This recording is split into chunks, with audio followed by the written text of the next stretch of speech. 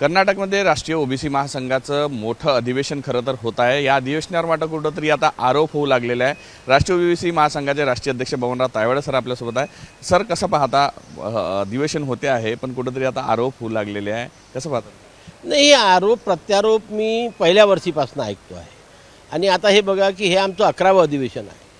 पहिल्या अधिवेशनापासून तर 10व्या अधिवेशनापर्यंतचा आपण इतिहास बघावा।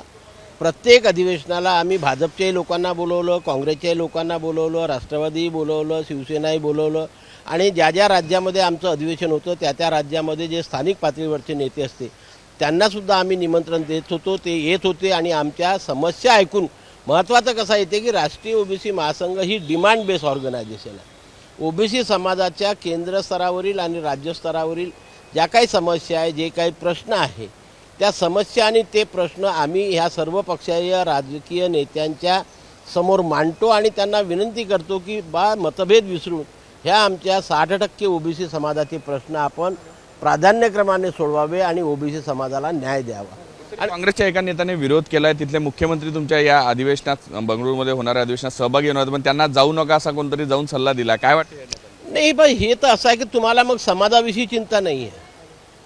आम्ही नेहमी सांगत असतो की ओबीसी ही NGO आहे, कुठल्याही पक्षाच्या, राजकीय पक्षाच्या विचाराशी बांधलेली नाही आहे।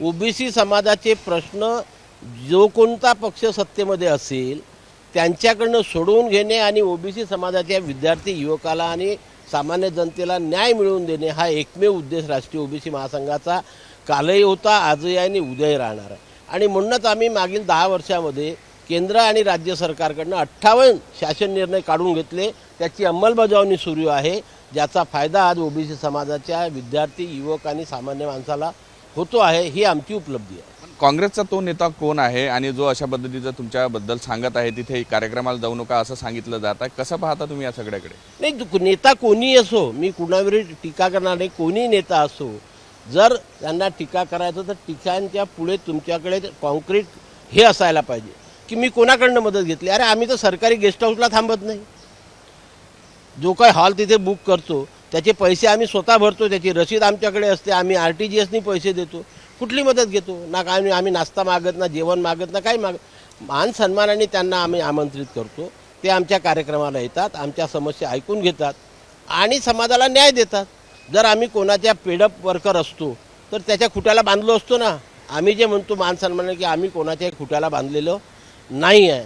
आमच्या समाजाचे प्रश्न सोडवणे हा एकमेव उद्देश आमचा आहे आणि त्या उद्देशाच्या पूर्ततेकरता राष्ट्रीय ओबीसी महासंघ काम करत असते।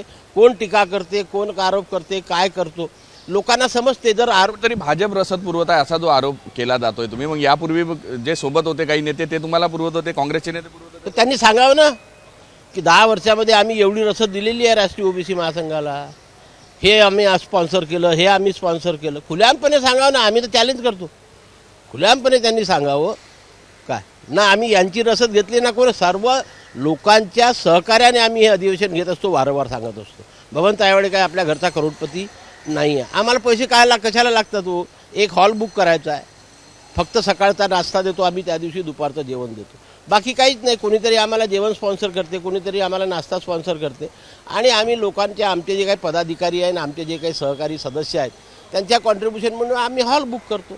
आम्हाला काही या आंदोलनाच्या माध्यमातून किंवा या अधिवेशनाच्या माध्यमातून संघटनेजवळ पैसा गोळा करायचा नाही। भाजपकडून रसद नाही असं तुमचं? बिलकुल नाही। कोणी सांगा भाजपच्या एकातरी नेत्यांनी, मुख्यमंत्र्यापासून तर कोणी, की आम्ही यांना 1 रुपया दिलेला आहे।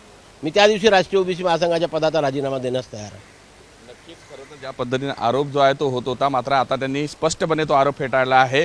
जर कोणी भाजपचा नेता म्हणत असेल का मी जे आहे कोणाचे पैसे घेतले तर मी राष्ट्रीय ओबीसी महासंघाच्या राष्ट्रीय अध्यक्षपदाचा राजीनामा सुद्धा देऊन देईल, असंही त्यांनी बोलून दाखवला आहे। व्हिडिओ जर्नलिस्ट सौरभ बोलेसा, पराग डोबळे, साम TV न्यूज, नागपूर।